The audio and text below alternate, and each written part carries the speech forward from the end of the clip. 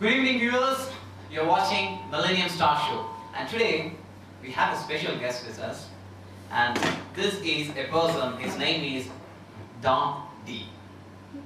Don Dave. Don Dave came from an ordinary background and rose into the prominence through real estate, and allegedly his money has come from smuggling and extortion. In many cases filed against him for murder but never found guilty, and has family and relatives but no much is known. Known to settle disputes among businessmen, and claims to have support of the common man, a Robin Hood image, and connections with father and politicians, and pensions for art and wine, not religious. And it's my pleasure to welcome our guest tonight, Don D. Mr. Don D, can I call you Don D? Absolutely. Yeah. Don D, the first question the viewers would like to know about you is can you please tell something about your childhood? You know, how you raised into this Don D?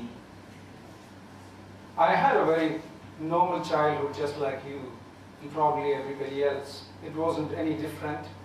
Born into an ordinary family, to ordinary parents who loved me. I had a sister, and we did a very normal life. So childhood was nothing special.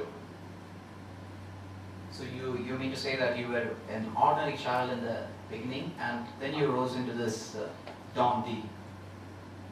I had an ordinary childhood in a very tough neighborhood. So the tough neighborhood might have influenced me to become what I am now. But otherwise, I had a very ordinary family upbringing. Okay, and can I ask you, what are the major challenges you faced in your childhood? The major challenge, I think, was dealing with the daily life on a daily basis. Reaching school unheard from my house was one of the challenges. Making sure the food that I was given went into my stomach was a challenge. Making sure I don't get hit and get back home without a black eye was a challenge. There were n number of challenges. Seems like you are from a Mexican city, or? I come from the Mexico of India called Mumbai. And I would like to know, in fact the viewers would like to know something about that D company, because that's the one made you famous. So can you tell something about that D company? I would say a lot of adjectives that would fit the letter D. D, of course, it stands for D, as in Dave, which is my name. It stands for daring.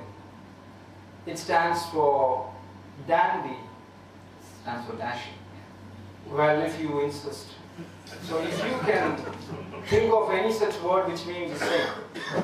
And of course, it also stands for the dreadful society we all live in. I really didn't have much thinking behind it. So most of the time the public, they make their own conclusions. And I've got no problem with that. And this is normal to all that big dons. You know, media and these movies, they have created a hero image to all the dons. So what I understand is that you are on the top list of many of the actresses, top actresses in Bollywood. And viewers would obviously like to know, do you have any connection with any of these Bollywood actresses? I am a lover of art, but I'm not the lover of the artists. The common public, they see me as a person who's in close touch with art. That's purely because of my love towards art, and I adore and worship to a point where I'm jealous of the artists. So that constant proximity sometimes makes people believe that I've got to do something.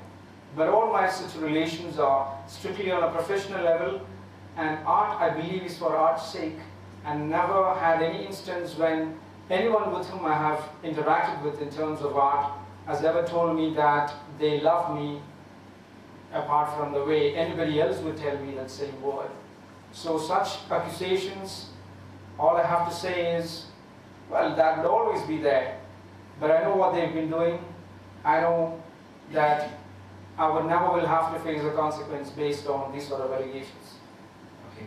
But what I recently read from a magazine is that you are, pumping some money on some particular actresses for some particular movies, like 5 or 6 movies, even though it's not a good response in the market. You have any comment on it? A particular actress, I'm not naming that actress. Let me put it this way. If you have a good artist who will give you value for money, who will definitely create art as what you would like to see, would you be foolish enough to spend your hard-earned money on somebody who's there just because the father is an actor, mother is a producer, uncle is a director? I would invest money in an artist who I like because that artist is good.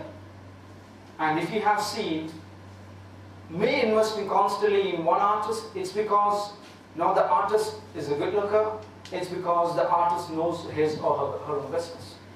Okay, can I ask you a question? Have you ever regretted about your life being a Don, an international Don?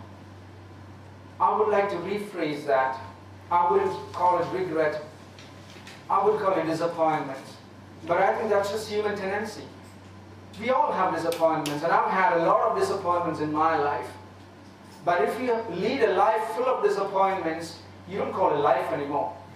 You shake out of the disappointments and you proceed in life, and that's all about it. There's no time for regret in D company. I agree with you, Don. And the final question, because we don't have much time. What if I say, and actually that's what happened, the whole interview is just a drama, and this is arranged by FBI and Interpol, and they are waiting outside just to take you. What would be your final advice to viewers?